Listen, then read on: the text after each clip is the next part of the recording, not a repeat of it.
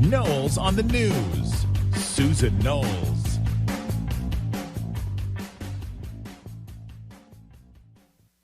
And welcome, everyone. I hope you had a great weekend. I know it was an amazing holiday to remember all of those that have given their lives for us on Memorial Day. And I know that a lot of times people forget about that, but I hope and I know that you didn't. And I hope that you were able to listen to the show that I had posted from Debbie Lee, who is the mother of Mark Allen Lee. He's the first Navy SEAL that died in Iraq. And I had that show playing for you on Monday. But we are back and looking at some of the things in the news, some of the things that kind of make you shake your head, as it often does in the news these days.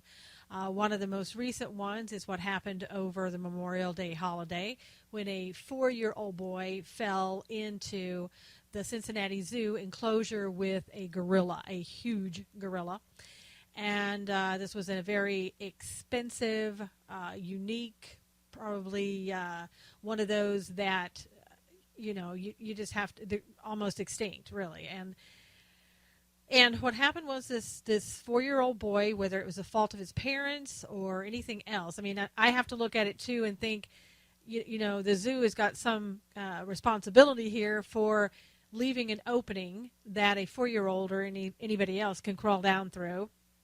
Because unfortunately, in this day and time, when anything occurs like that, the first one that's going to be blamed is not the person who came into it, if they're an adult, or the parents of the child or whatever. It's going to be the zoo, okay, or whoever left an opening for somebody that a freak accident can happen. It's going to be, the zoo's fault. So, in this case, I in the very beginning, I'm an animal lover, which I'm sure a lot of you are. And in the very beginning, I was looking at this going, gosh, why couldn't they have used tranquilizers to sedate the gorilla rather than killing it? And I wasn't outraged. I was like, something, maybe there was a better solution. But I understood, we're talking about a human life. And I don't care if his parents were negligent or whatever the case may be. A 4-year-old is a human, a 4-year-old boy. He doesn't know the dangers of anything. That's why he has parents to protect him. But when I heard later on the reasons that you can't use darts to sedate them, to tranquilize them, because I think we all think, and this is kind of what I thought. You put that dart in and they're immediately just going to go down. Well, it doesn't happen. It takes a while, and I don't know if it's a couple of minutes or whatever to do it, but it takes a while for them to go down. And during that process, during that time, they could become angry. The gorilla could fall on top of the child, and it looked like heavy enough to have maybe injured at least, or if not killed, that child. But I tell you what changed my mind totally is when I saw the video, and I didn't watch it all because I didn't want to see it, to be honest with you. The thoughts of what could have happened just are too much for me to want to see. But I watched just a couple of seconds of it where the gorilla was pulling that child around like a rag doll through the water. I'm surprised that boy didn't get injured or killed just being dragged through the water like that. He could have drowned. He could have hit his head on the cement or the hard whatever asphalt it was that they had in there. And the gorilla, the gorilla didn't know what it was doing. The gorilla had this, unusual toy that came to life and came into its enclosure. That's all it knew. And it was going to play with it, kill it, whatever gorillas do. We don't know what that gorilla would have done. And I know people are saying, well, he was just being kind. There was a certain point where the gorilla kind of looked at the kid, and the kid started, I guess, screaming. And then the gorilla, it stood back and like, okay, what do I do with this? You don't know at that point if a gorilla is going to feel that they are somehow in danger and could in an instant kill that kid. And I think Jack Hanna was talking, and that's the guy from the shows where they go out and they look at the exotic animals and, capture the animals or whatever. He's been doing this forever. Let's just put it that way. He's been doing it forever. and working with these type of animals. And he said that he has seen a gorilla take a coconut and crush it in one hand. So that boy was absolutely in danger. Whether that gorilla would have ever touched that kid and killed it, I don't know. But I'll tell you one thing, if that were my kid down there, I would want somebody to do something, to kill that gorilla, whatever you have to do to get him away from my kid. And then I'll worry about later what I should or shouldn't have done, what my damages are, and, on and on and on. But you want the child, an innocent victim, to be kept alive. And I know people are saying, well, the gorilla was an innocent victim. I get all that. But still in this world, so far, I know it's probably not going to take that much longer, but so far, human life is valued more than animal life. And that's the way it's supposed to be. And it has been in the past. Like I said, I know everything is changing. Everything is upside down. So how much longer that will go on, I don't know. And as I'm a true animal lover to the core. I would probably run out in front of a car to save an animal. That's just me. And I didn't want to see that gorilla harmed in any way. But I certainly didn't want to have that innocent child killed or harmed in any way either. And if you have to pick one or the other, it's going to be the child. Just the way it is. One of the things I think shocked me the most, and I mean shocked me the most, is I keep waiting for somebody to say, Susan, that was just a joke, and you fell for the joke. Okay, if that happens, I'm okay with it, because the alternative is, my God, I can't even fathom what I saw. I saw again the Breitbart article that was talking about the gorilla, and they listed. And they had pictures of who tweeted this out, the names of who tweeted it out, and everything else. Black people, Black Americans, African Americans, whatever name you want to use here. They were comparing themselves to this gorilla and saying things like, I don't remember I can't quote it, but words like, this gorilla is black, and that's why he was shot.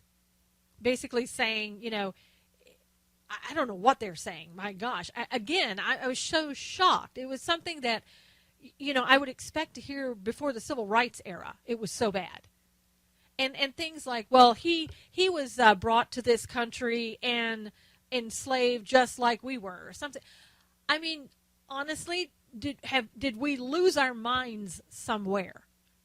I could not believe what I was reading. And then, to top it all off, we had all of these people talking about white privilege.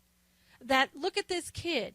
They killed a black gorilla to save a white kid. And my response was, so you would be okay then if this were a black kid? I mean, what are we talking about here? This is insane conversation. How can we even have a rational conversation? But this is what people were saying. You saw the headlines. And I mean, it was like 3 days straight. Memorial services for the gorilla, people dropping by, giving flowers and cards and all that. And again, I am sorry for the loss of any life. I don't care if it's animal or not. I would not make a great hunter. I'll just be honest with you. I love animals. But again, this was a human being. And as it turned out, for all of those people who were, white privilege, look at what you've done to the black gorilla, it turned out it was an African-American little boy, or so it seems, because his parents, they put a picture up of his parents, appear to be African-American. They're not white. They don't look white anyway. I'm assuming they're not. But like I say, in this upside-down world, I could be totally wrong. But they appear to be African-American, all of them.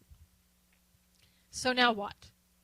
Where are those people now that came out and made a big deal about all of this and being white privilege and using the crazy argument of white privilege in this instance? Now, I mean, it really goes to show you where we have gone as a country, as a nation, as a people.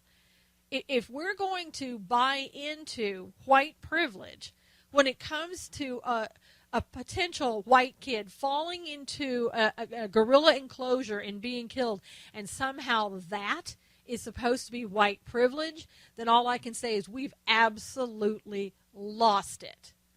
And anybody who sat there and agreed with it, man, you need to check yourself and figure out where the boat, like went ashore and you forgot to get out or whatever. I mean, I can't even believe, I can't even believe I'm talking about it and that we're having this conversation. It's insane that we're having this conversation, and there are actual headlines in the news about that. I mean, honestly, these people, these race haters, all they're doing is using everyone to divide the races. And I had conversations with people too over the weekend, because I posted some things on my private Facebook, but I made it public, so there you go. And I posted some things about it was an article about Netanyahu, and Israel was really mad at his wife for spending money, too much money they felt, and spending the money on I believe it was a relative of hers too, like taking care of that relative. And I said, this is so odd because, Michelle Obama takes her mother on all these vacations. Her mother lives in the White House. And I don't care what Michelle does in regards to her mother or any other family member, as long as the American public, the taxpayer, isn't paying for it. I have a feeling, though, that we are paying for all of the trips and expenses and anything else that her mother gets, just as we are for the president and his immediate family. And I had people attacking me right and left about, how wonderful Michelle was. I should leave her alone. Why would I accuse her of doing things with her mother? Isn't it better to have a grandmother than not? And then they had to attack the Bushes, of course. It's better than having them run around with fake IDs and pretending to be, while they're drinking. It was amazing. And the worst one was a private message from this guy who just let me have it and called me basically every bad name, compared me to a woman a relative of his that he absolutely hated, called me the same names that he called her. It was amazing, okay? This is where we have come, that we can't have a conversation about reality anymore, that everything is about race, everything. If you say one thing about Michelle Obama, it's because you're a racist. That's it. That you have to start at that premise before you can say anything. Whether it's the truth or not about her, whether she's done this, that, or the other, because she's black, it's a racial issue. No, it doesn't have anything to do with race at all. It has everything to do with money and what I'm paying out of my pocket for something or someone that nobody asked me did I want that or not. Again, I'm paying for my government whether I want it or not. And some of the people of the African Americans that were posting, they were absolutely convinced that Obama hasn't done anything to try to divide the races. And I found that it's so hard to believe how you could even think that. And either that's because you don't watch the news, or because it doesn't impact you, and therefore it's not an important enough issue for you to even consider that. For the rest of us who are impacted by it, who, where this white privilege came out of the 1988s, and I've explained that before about, the feminist, the Caucasian feminist that's behind this. And again, I'm assuming she's Caucasian. She looks Caucasian, so therefore she's probably not. But anyway, you have to say, okay, what's the benefit out of this? And the only benefit are to those race haters that are trying to divide the races, and they're doing so because they've met with the president. They had a meeting with him, and he told them how wonderful they were and how great they are. Black Lives Matter people, specifically who I'm talking about. So don't tell me that he has nothing to do with trying to divide the races. I mean, this has been just an incredible week of an eye-opening experience to really see how bad things are in regards to racial tensions in this country. All of it brought about and caused by race haters and this administration that wants to divide the races. So I think Donald Trump was really smart coming out yesterday. I know he doesn't like it. He doesn't like to be questioned from the media or anybody else. And I love the media stance of, don't you want us to do what we should do for every president and question the president's motives or the potential candidate's motives and blah, blah, blah. You know, these people, my God, how hypocritical can you be? Here's your tough questions for Obama when he was running. Oh, are you going to play golf today? Are you enjoying yourself? Thank you. Welcome to our county. What question do you want me to ask you? And you have the audacity to sit there and say to Donald Trump, oh, don't you want us to ask you the hard questions that we should be asking every presidential candidate? No, what I would like, media, is for you to quit being so hypocritical. Why weren't you asking those questions, 8 years ago, and we wouldn't be in the mess that we're in right now? But no, you're coming out now and acting like, well, gosh, Donald Trump, what's wrong with you? We're just doing our jobs. You haven't done your jobs in so long, I don't think you know what your job is. You've let down the American public. That's what you've done. And now you want to go and you want to, you're not even going over there to Hillary and asking too many questions. I think with Hillary, it's so blatant that you have to. Either that or, the president has said to you, oh, go ahead and you need to ask these questions because, we got Joe standing by, Joe and Liz, who are going to come on in if need be. So go ahead and ask the tough questions now of Hillary. Come on.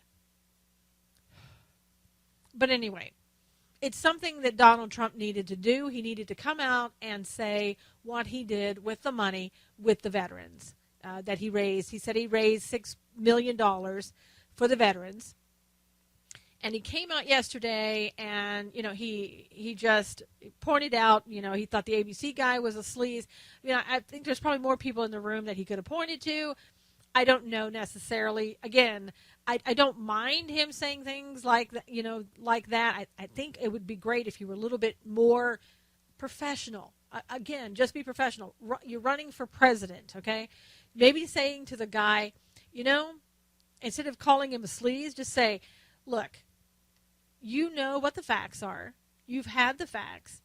You're just doing this, so you're politicizing it, okay? That would have been fine. That's all you need to say. The guy, everybody will get the point that he's a scumbag and that he's just, paid to go out there and make Donald Trump look bad. But, again, Donald Trump probably could have, saved all the hassle as well. Donald Trump needs to think about these things and just go ahead and reveal them. You know there's going to be an issue. Of course, you're running in a conservative party. They're going to come after you tooth and nail. Hillary could do the same thing, and I'll never ask her a question. It's always done that way. It's a double standard. Always has been for I don't know how long. Only thing I don't want is Donald Trump to keep playing into what their agenda is. And he does play into it when he doesn't sound presidential. That's all I'm saying. And I know many would disagree with me, and that's fine, but I'm telling you, you got to sound presidential at all times. We've been 8 years in a circus. If you call this presidential what we have right now, then, I guess we're miles apart here. The only difference is, I don't even know if there's a difference. My gosh. I was just trying to think what's the difference between Obama and all the past presidents like Reagan. What's the difference? Because they look like, they're wearing the suits and everything else and they look the same. But what the difference really is once they open their mouths, that they're worlds apart. And I just don't want Donald Trump to fall into any trap. Now, when he did reveal how the money had been spent, there was $5.6 million. Wasn't $6 million. Okay, we're a little off, but okay, we're close enough. And immediately said, I wasn't really involved in where the money went, where the donations went to. I'm not sure why he felt that he needed to say that, but also I think in the future, at least for me, it's my opinion, that it would have been great when it was an issue involving veterans, that veterans had been more involved in where the monies went to. Not saying he did anything wrong. I'm just saying I think veterans for so long have been left out of their own care at the VA and decision making. And I would have loved to have seen maybe, some of the bigger veterans organizations and some of the smaller ones, kind of get together. And then Trump says, okay, here's the money. Where do you think it should go?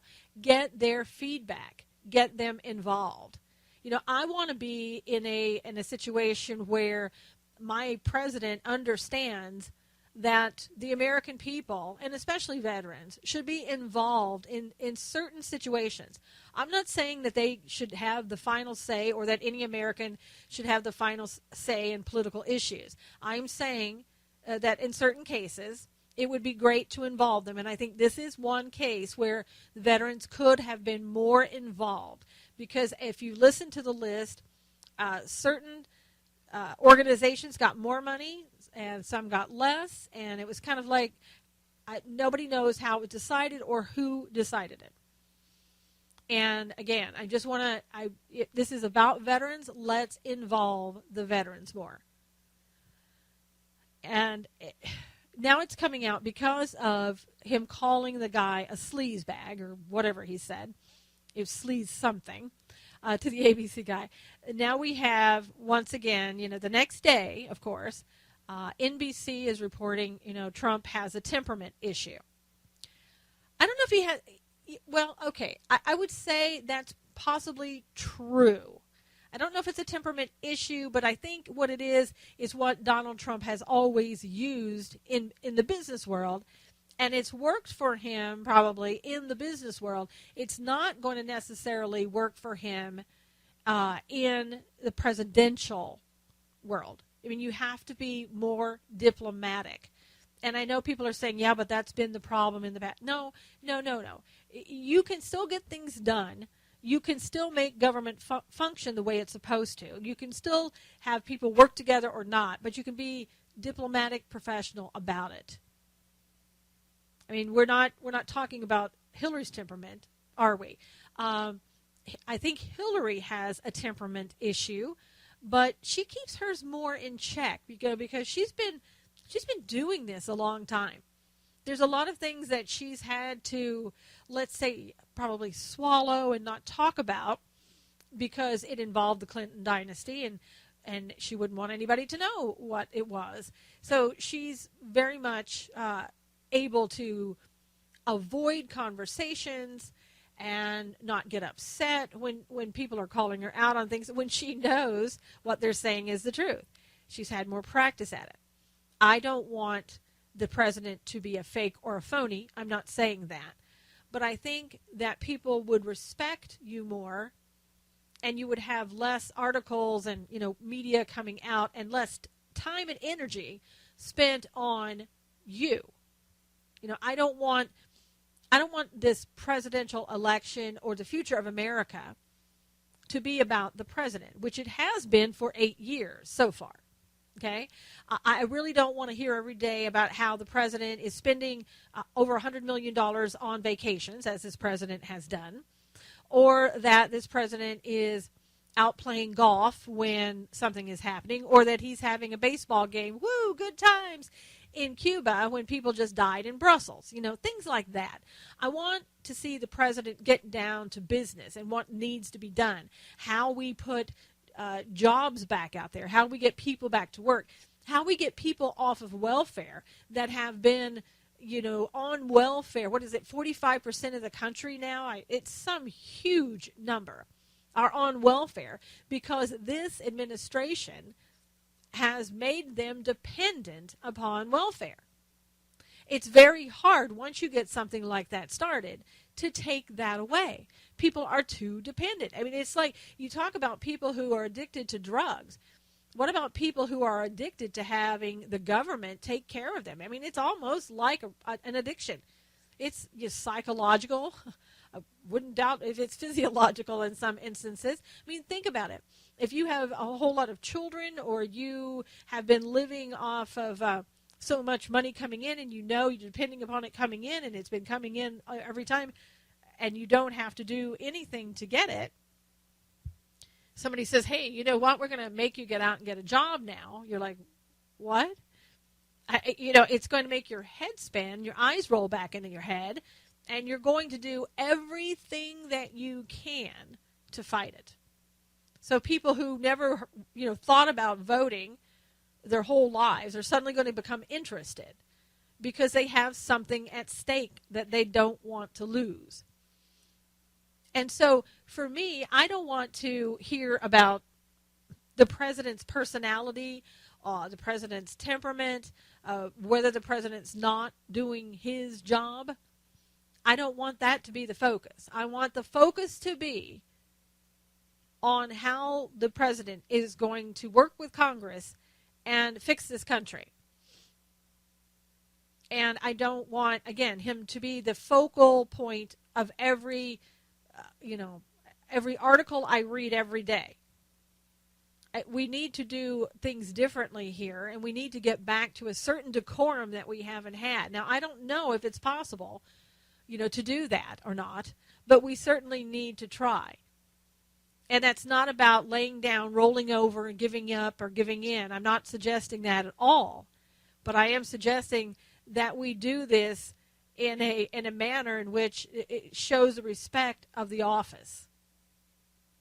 And then we move forward, and then we actually do get things done. I mean, there's so much work to be done. I don't know if you can get it done in 4 years. I don't even know if you can get it done in 8 years. It's going to take a huge amount of time. And I do think, in a lot of respects, that the American public, we need to be more involved. And the government needs to reach out to us and ask us our opinions, instead of sitting there in some ivory tower thinking, oh, well, this is what I want to do, and so I don't really care if the American public wants me to do it or not. Those days have to be over. And I don't know which way we're going. I don't know if we're going towards a dictatorship one day or continuing to have a republic. I do know that we are losing our freedoms every day, and I do know that we're losing our freedom of speech, especially when we don't like something. I think then we start to want to punish. And I don't know, an example is what happened with Glenn Beck, and we can talk about that in a minute. And I know people hate Glenn Beck. That's not even the issue. I think Glenn Beck can take care of himself. Glenn Beck's a big boy. He can figure out what he needs to do or not do. That's his decision. But I'm concerned about what Sirius FM did, or XM, or whatever it is, Sirius Radio, Sirius XM.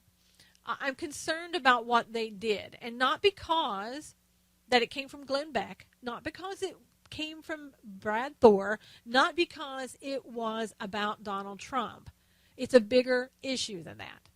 There was speech that they didn't like. They wanted to punish. And so they're like, okay, what we're going to do is we're going to take Glenn Beck off for a week. Well, it happened to just be the same week that he'd already had a scheduled vacation, so it really doesn't make that much of a difference probably to him. Yes, will there be some dollar figures that he will lose? I'm sure that he will. But then you have to stop and ask yourself, and again, take the hatred away for Glenn Beck. When you're asking yourself this, try to keep it out of the emotional issues here and make it just about free speech. They're having a conversation about a hypothetical that oh my gosh, if you go and listen to anybody's radio show, a number of people I can think of, I'm not going to say their names, but they've had conversations like this and worse. I've seen Twitter accounts left up and Facebook feeds that actually called for the direct assassination of someone, and those people are still out walking around talking about it, and it seems to be okay. But I'm concerned. I'm not concerned for Glenn Beck. I'm not concerned for Donald Trump and their free speech. I'm concerned for your free speech, for my free speech. And I think, again, you ought to be concerned too. But you have to take it out of the realm of, oh, well, I'm glad this happened because it was Glenn Beck and I don't like him anyway. I mean, I've seen so many people and their comments about, oh, he's back on the bottle, he's a nut job, he's this and that. Let's face it, part of the reason you don't like him is because he was for Ted Cruz.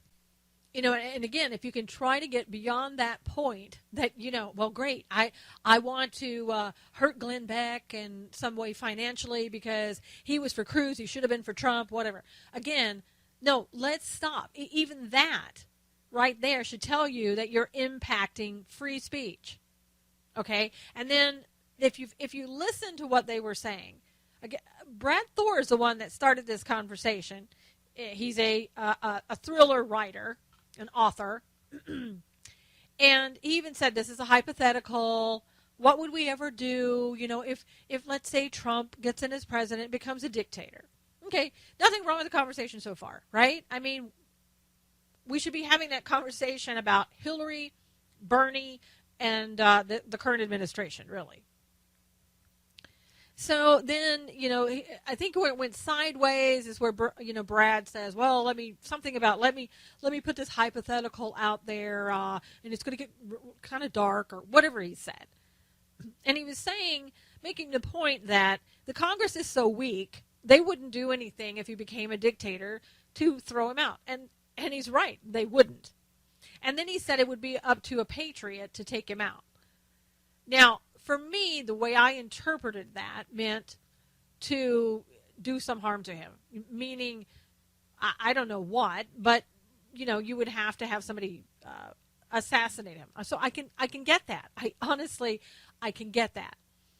And now Brad is kind of saying, well, I didn't really mean that. Whatever.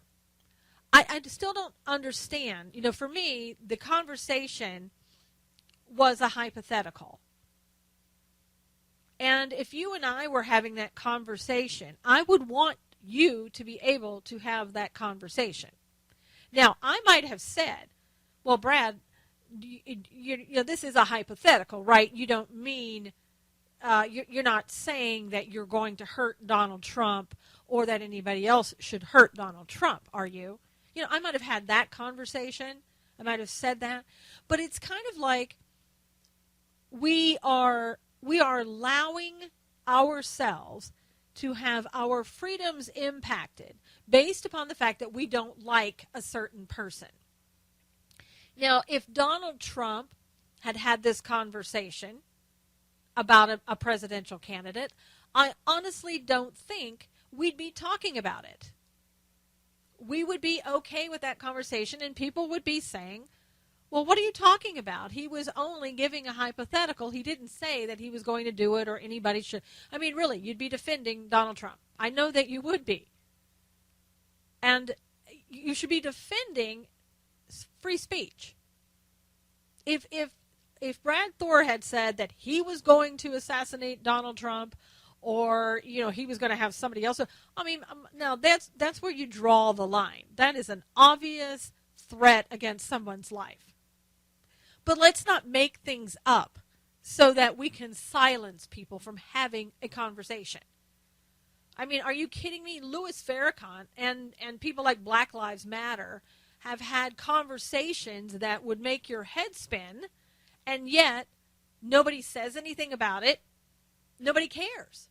Why? Because, I don't know. I'm not sure why. Maybe because they don't dislike them enough. And maybe they dislike Beck more to have that conversation. I don't know. But we really need to start looking here closely at what we're doing. I mean, there are some people that talk that I don't like, and I wish they could be silenced. But I would never want them silenced, because if I silence them in their free speech rights, I'm going to silence myself and you and everybody else. It's not about just them. It's about the impact it has on me and my rights. So I want them to go ahead and be able to say whatever they're going to say unless they directly threaten someone and it's an imminent threat. And that's why right now we don't have the police going to arrest Brad Thor or Glenn Beck, because they know that it was a hypothetical that they were talking about, and nobody threatened anybody's life. And that's why when again, it was another attempt at trying to stop free speech. When Glenn Beck was joking with Stu, his co-host, partner as well, and somebody had the Secret Service come out there, whatever. Come on, people. And again, you know what that was about. And because you don't like Glenn Beck, you're okay with it for the most part.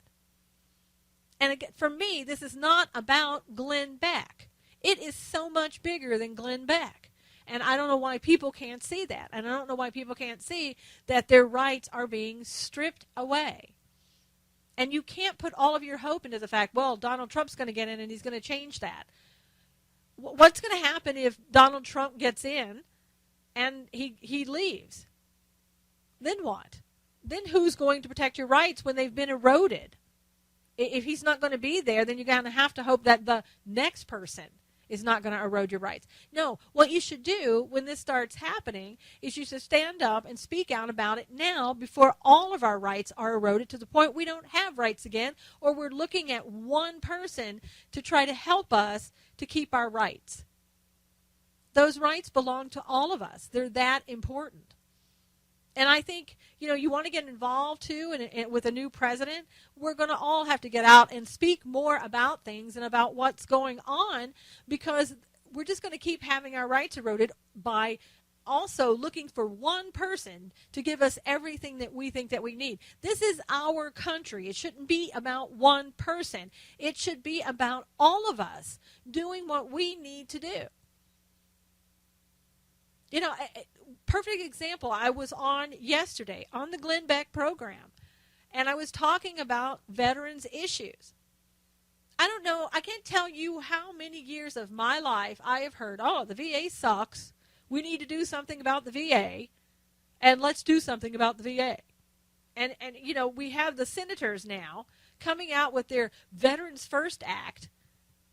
Really, I thought veterans were always supposed to be first, okay, but we have an act now that really says it, so that should give us a clue, right? And they can't even decide on, the House and the Senate can't even decide on what they want.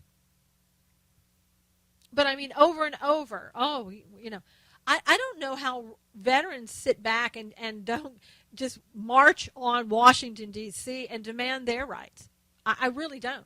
I mean, we have been screwing over veterans for how many years? Oh, my God, I don't even want to think about it. I've talked about this so many times before. And, this new omnibus bill, boy, this Veterans First Act, this is going to take care of everything. No, it's not. Do you know in this what this has been proposed? And I didn't know this until I really started looking into it. In regards to caregivers of seriously injured veterans, a lot of times their relatives are the ones that take care of them, and they get reimbursed by for the VA or whoever to take care of the injured veteran. Well, right now, the post 9/11 veterans are the ones that are getting the caregiver reimbursement, or the monies for that. So 9/11 and beyond, they get the caregiver benefit. What this bill proposes that on or before May 7, 1975, those people will start getting caregiver benefits.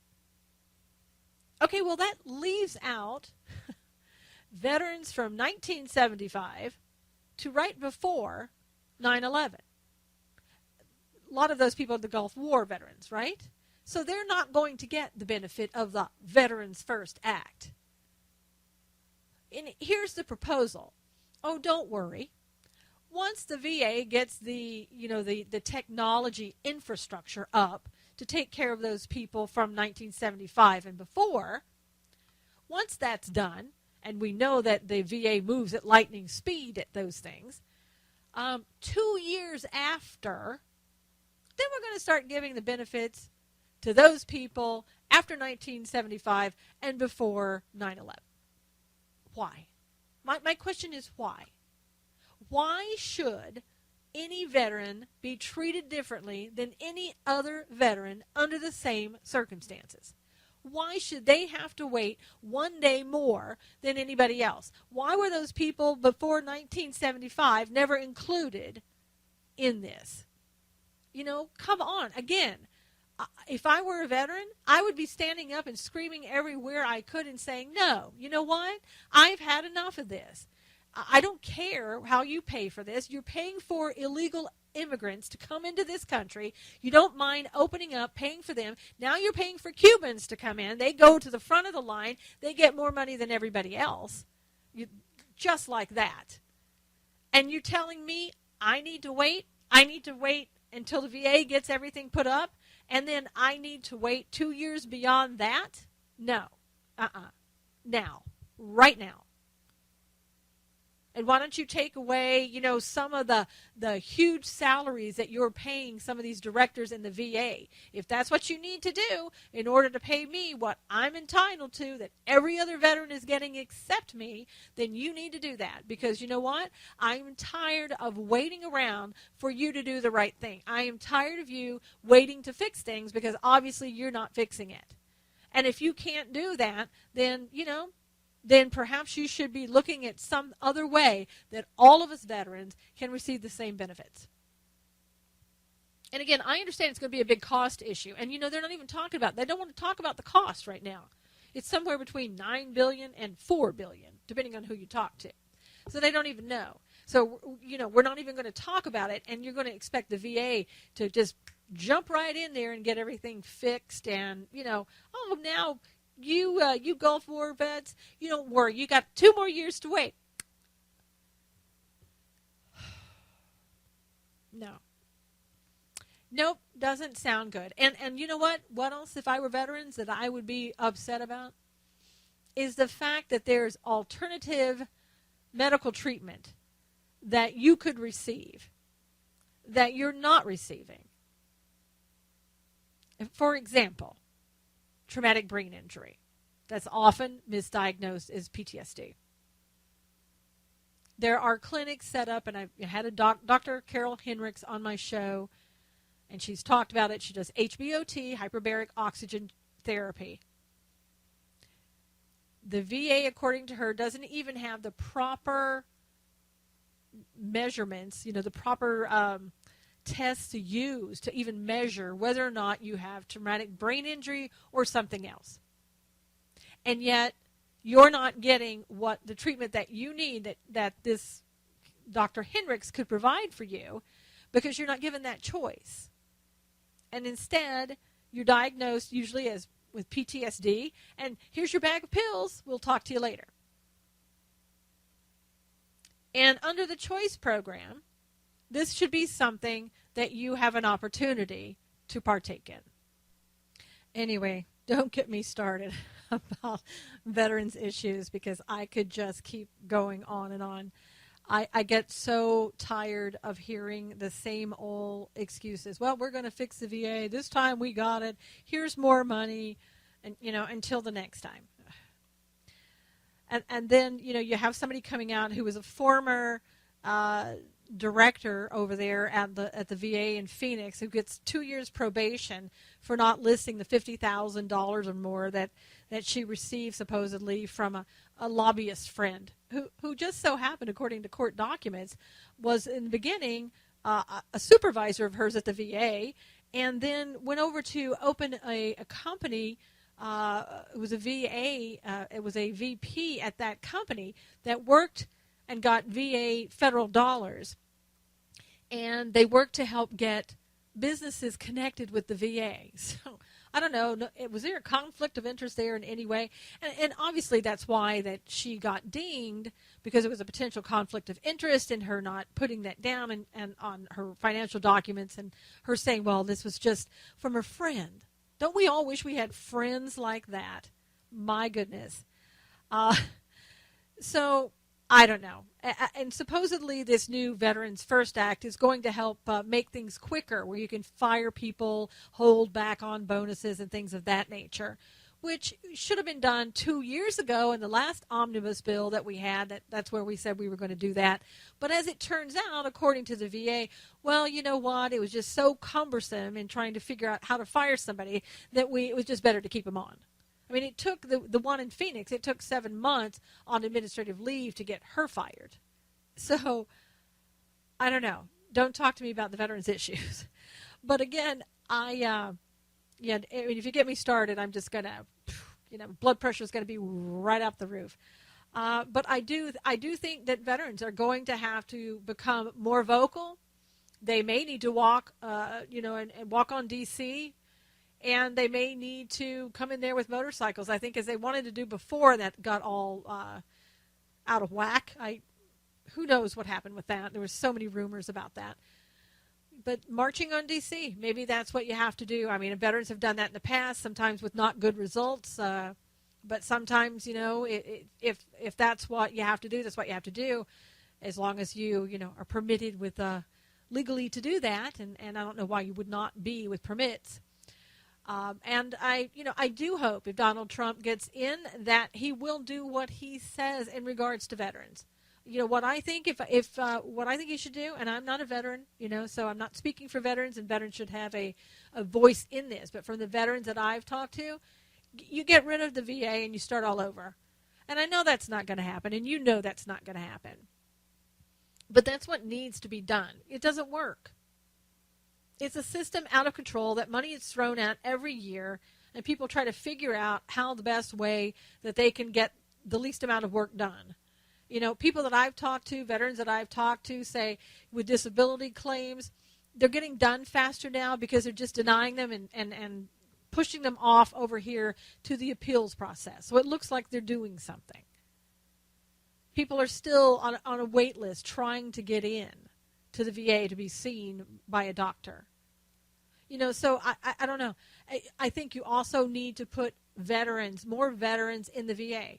And then again, I'm sure the unions aren't going to like that.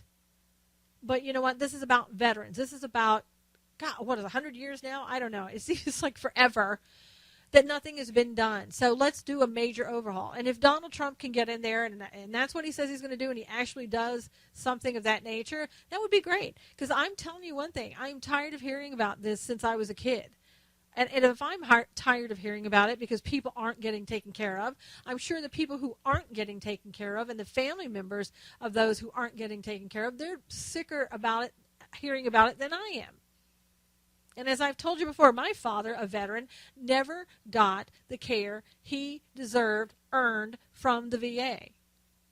He had a hearing loss his whole life that was never taken care of by the VA because they're like, you didn't get that in, with machine guns going off next to you. No problem. Gosh. Anyway, sorry there. But, this has got to change. And like I said, people are going to have to take more responsibility for what's going on. They just have to, or we're not going to get anything done. And no matter who the president is, God forbid it would be Hillary, Bernie, or Biden and Liz. We as Americans need to take more interest in what's going on in our country. We have allowed ourselves to get in this position because we were busy doing other things. And yes, life is busy. And yes, things, you need money and you got to eat. But I'll tell you, we are so close to losing this country, and I don't know if it's too late or not, but if we get that opportunity, if we get a second chance, we better not blow that second chance, or I don't think we'll get a third one. So any issues that are out there that are important to you, you're going to have to speak out about it. You're going to have to write articles about it. You're going to have to get involved in social media probably to get the word out and how you feel and maybe get to the right people that need to hear what you have to say. You may need to go march with permits in Washington, D.C. You may need to go into your local council meetings and talk there. Hopefully you won't get arrested, for having free speech there, as we've seen in some school districts and everything else. That's why I'm saying, we're just so close to losing our country and all the freedoms that we have, and we've got to do something different. And finally, this out of California, this will make your head spin. And again, I've said in the past, what happens in California, it starts there, and then we see it sometimes in other states across the nation. It kind of just blows on across, if you will. California moves to criminalize undercover filming at Planned Parenthood. In the wake of undercover investigation into Planned Parenthood's fetal part sales, the California legislature is considering a bill that would criminalize publishing secretly recorded video footage of healthcare providers. And isn't that great? AB 1671, which has been backed by Planned Parenthood. Wow, now that's a surprise, isn't it? See, it's going to be backed by Planned Parenthood. Let's see. So they're going to take money that they've got in federal dollars, right? And they're going to take that money and they're going to invest in their future by putting it into politics, right? Okay. But wait a minute. I thought this was all about women's issues and giving breast exams and things like that. So if they're taking money out of their pockets to put into a political issue to protect their butts, then how is that helping women? It's helping Planned Parenthood and the people who work in Planned Parenthood, but it's not. How does that involve a breast exam or something of that nature?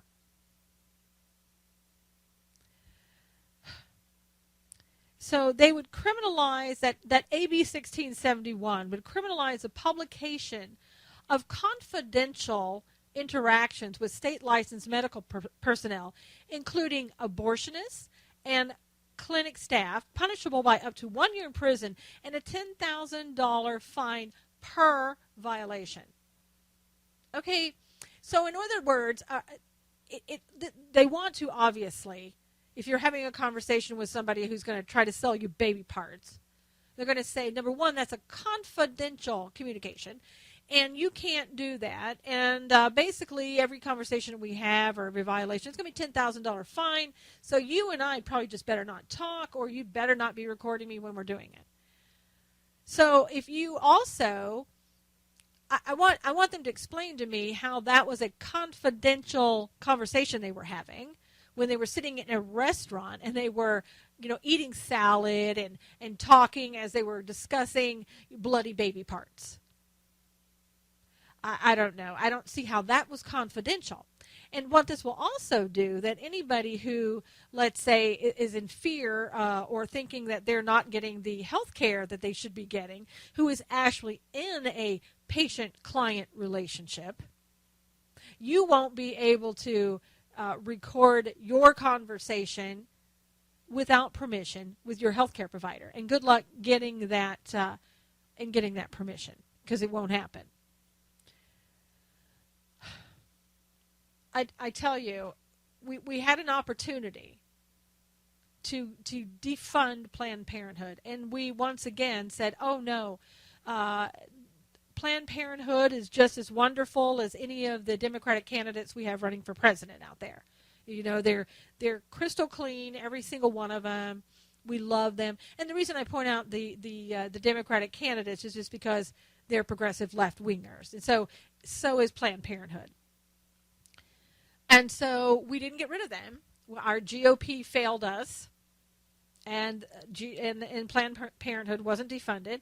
And now we have a guy who, and the other person, it was a female with him, the two that videographers that filmed this, that basically one of them, the guy, had his apartment rifled through, and they went in and they seized all of these video clips and everything else that he took undercover. So those are all gone. And basically they took a grand jury investigation that didn't even involve him and brought it back around and indicted him.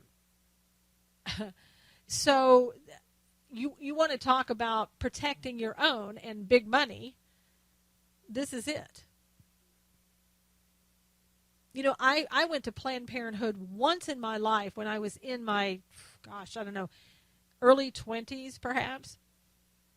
And it was, for me, it was like the worst experience that I ever had. And I didn't get the feeling that it was this warm and fuzzy place that really cared about my health. I really didn't. And, it shows where our society is. And I know people have said this. We're more concerned about a gorilla than we are about 3,000 babies a day that get killed, and especially the babies that are killed in the African American community. Where are you, Black Lives Matter?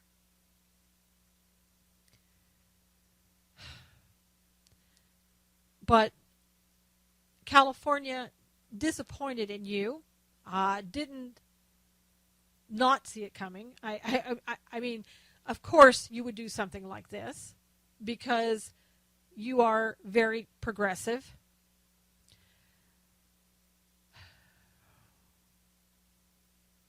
And it's amazing to me how now we're going to look at a bill and try to shape something into a confidential communication when there was no patient-client privilege or anything else, when they were taking undercover footage of the conversations they were having about selling body parts. It's disgusting. But, also in California, you cannot record someone, can't record their voice or anything without their permission or without them, knowing that it would be recorded in some way. So if we're on a telephone conversation in California, I can't record you without your knowledge and your permission that I'm recording you. Again, we're so not focused in the places that we need to be focused, as our rights just kind of float out the window, and as the rights of children are impacted more and more and more each day. We've got to stop. We've got to do something different. We really, really do. And I don't know, again, how much difference it's going to make at this point, but it's better than sitting around doing absolutely nothing or waiting for somebody else to do it. The time for doing that is gone. The time, if you can't see that your children's lives are being impacted in a negative way by this government, then I don't know. I don't know what to talk to you about in that regard. But their little brains are being filled with things that I'm not sure that you would be happy with their brains being filled with in public schools, and who they're sharing bathrooms with, and are they really safe at school anymore? There's so much going on. We can talk about that at another time. But those issues like that, I talked earlier about veterans, and I'm surprised they're not out marching on the streets. I'm surprised parents aren't either. And I think if more parents stood up and complained to their schools and stood together, you wouldn't have this problem. But the fact is, people don't want to stand together anymore. We spend too much time cutting each other down and telling them, who they should vote for and how they should vote, and if they don't, X, Y, and Z. We've got to start leaving people alone and letting them do what they want to do and how they want to do it. But we need to stand together when it's important to get things done so that our country and our freedom remains, and maybe even is stronger than it's ever been. But unless we're willing to do that, it won't happen. And we'll still be waiting for, a savior, right, to come in as the president. Well, my president will never be my savior. I can tell you that right now.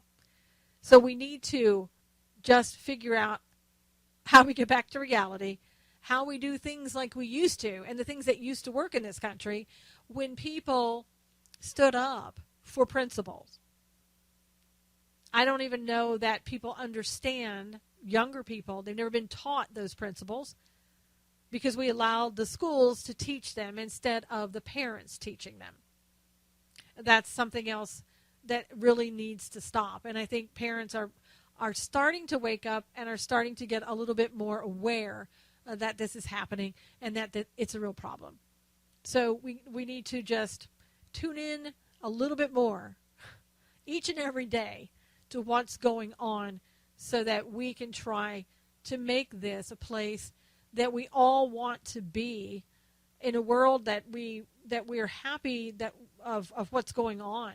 I don't think people have been very happy for too long about what's been going on in this country and around the world. But I'm so glad that you are here today. I thank you for listening, and I will see you again next week. Until then, God bless you. Take care of yourself.